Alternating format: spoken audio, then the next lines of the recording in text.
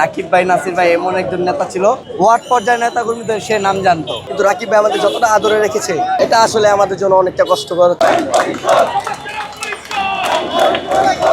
রাকিব ভাই আমাদেরকে যতটা আগলে রেখেছিল, যতটা মায়া মমতার সঙ্গে আমাদের অনেক যে দেখে শুনে রেখেছে, এরকম আগামীতে যে আসবে সে আমাদেরকে রাখবে, আমরা এই প্রত্যাশাই করি। তবে সে কতটুকু রাখতে পারবে এটা আমরা জানি না, কিন্তু রাকিব ভাই আমাদের যতটা আদরে রেখেছে, এটা আসলে মনে করেন যে তার চলে যাওয়াতে আমরা আসলে অনেক বিদায় সবারই নিতে হবে। ছাত্র রাজনীতি আজীবনের রাজনীতি না, তবে সে তার সংগঠনকে যেভাবে মনে করেন এগিয়ে নিয়ে গেছে, আমাদেরকে যেভাবে সে নেতৃত্ব দিয়েছে, এবং জুলাই আন্দোলনের মধ্যে সে মনে করেন যে যাত্রাবাড়ি এবং মনে করেন কাজলার এদিকে আমাদেরকে যেভাবে মনে করেন একত্রিত করে রেখেছিল, এটা মনে করেন আসলেই তার মনে করেন যে এটা ভাষায় বলে বোঝানোর মতো না, তার কতটা অবদান রয়েছে এটা আপনারাও জানেন, আম জনতাও জানেন, সবাই জানে। রাকিব ভাই সর্বশেষ প্রেসিডেন্ট যে ওয়ার্ড পর্যায়ের নেতা কর্মীদের নাম জানে, ওয়ার্ড, ইউনিট, মহানগর, তো তাদের সচরাচর তাদের মনে থাকেই রাকিব ভাই, নাসির ভাই এমন একজন নেতা ছিল, ওয়ার্ড পর্যায়ের নেতা কর্মীদের সে নাম জানতো। সে ফোন দিয়ে খোঁজ খবর নিত, ফোন দিয়ে তারা সেট আছে কিনা, ছোড়াচের আমলে তাদের কি অবস্থা, তাদের মনোবল চাঙ্গা করার জন্য